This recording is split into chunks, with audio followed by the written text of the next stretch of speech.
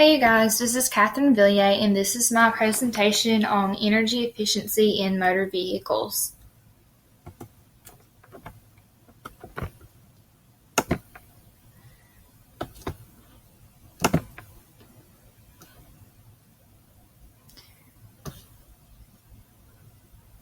Hey you guys, this is Catherine Villiers. I'm a student here at Valdosta State University, and this is my presentation.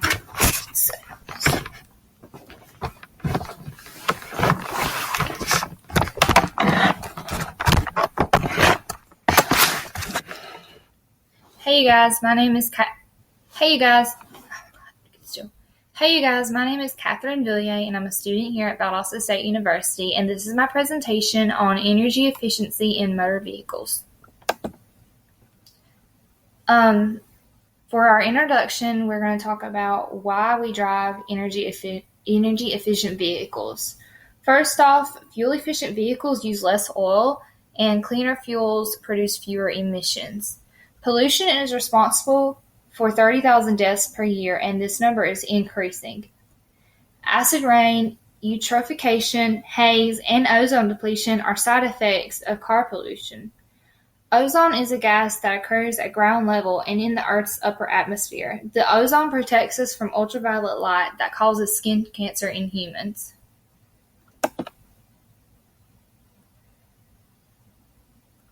Dang it.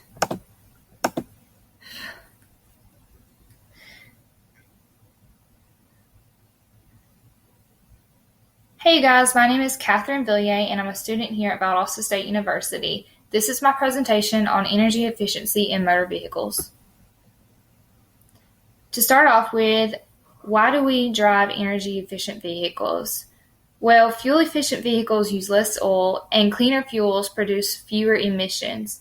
Pollution is responsible for up to 30,000 deaths per year, and this number is rising. Acid rain, eutrophication, haze, and ozone depletion are side effects of car pollution. The ozone is a gas that occurs at ground level and in the Earth's upper atmosphere. The ozone protects us from ultraviolet light, which causes skin cancer in humans. There's many ways to be more energy efficient, no matter what you drive.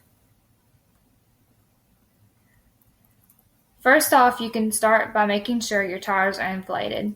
Underinflated tires reduce performance and require more gas. Staying around 50 to 55 miles per hour can also help you be more energy efficient because most cars' fuel economy starts to dip after you reach 55 to 50 miles an hour.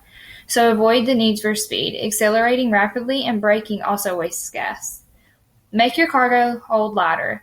Hauling heavy items reduces fuel economy. If you don't need to take a heavy object on you on a trip, leave it at home. Using the cruise control helps you maintain a constant speed, which helps you maintain gas. Parking in shady areas on a sunny day helps gas not to evaporate as much as it would when you were sitting in the sun. So a little history on energy efficiency in vehicles. In the early 1800s, innovators in Hungary, the United States, Netherlands, and Vermont created the concept of a battery-powered car and began to make small models of their ideas. In the 1890s, the first electric car was made in the United States, which reached top speeds of 14 miles per hour and held 6 passengers. Steam provided reliable for giving power to factories and trains, but it wasn't very practical for vehicles. It required long startup times, which could take up to 45 minutes when the weather is cold, and would need to be refilled with water often. Gasoline-powered cars required a lot of manual work to drive. They were very noisy, and the exhaust smelled unpleasant, and they had to be hand crank. Electric cars didn't have the issues the steam or gasoline had. They were easy to drive. They didn't have many gears. Electric cars became a hit, especially for women. They did not give off the pollutants that the other cars were giving off at the time and could travel through road conditions that no other cars had the power to do. By 1912, the gasoline car costs only $650, while an electric car sold for $1,750. Now on to Tesla. An event that also helped reshape electric vehicles was the announcement in 2006 by Tesla Motors, which would start producing a luxury electric sports car that could go over 200 miles on a single charge. Tesla received a loan of $465 million from the Department of Energy's Loan Programs Office, which Tesla paid back in full 9 years early.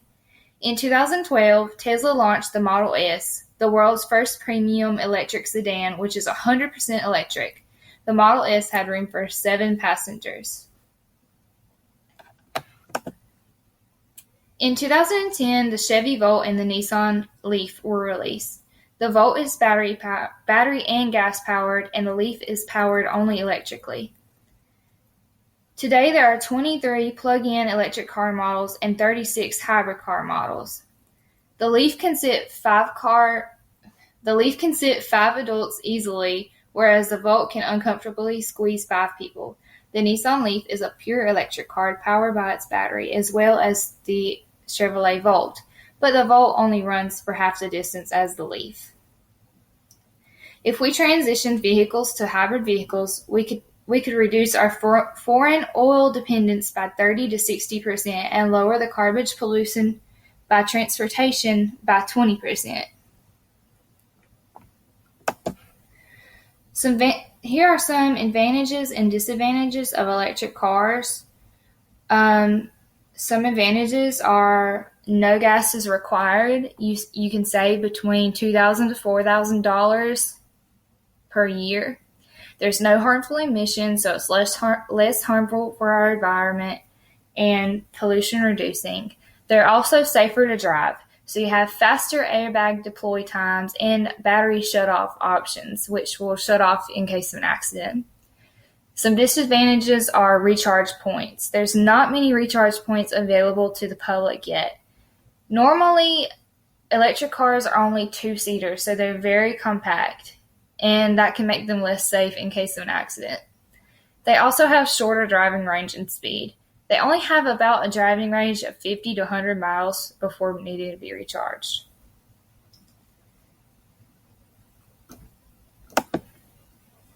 So a little bit about current times.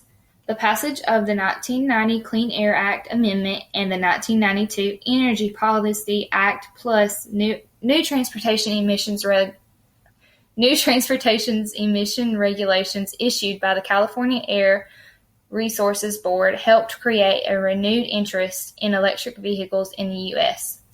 The Toyota Prius was released in Japan in 1997 and it became the world's first mass-produced hybrid electric vehicle. Rising gas prices and concern about pollution have helped make the Prius the best-selling hybrid worldwide during the past decade.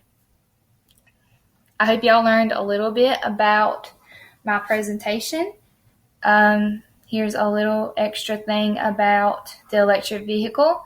It says, the new model of electric transport will reduce fossil fuel consumption, improve energy efficiency in transport, and, in combination with improvements in power grids, will lead to better use of renewable energy resources. Thank you guys for listening.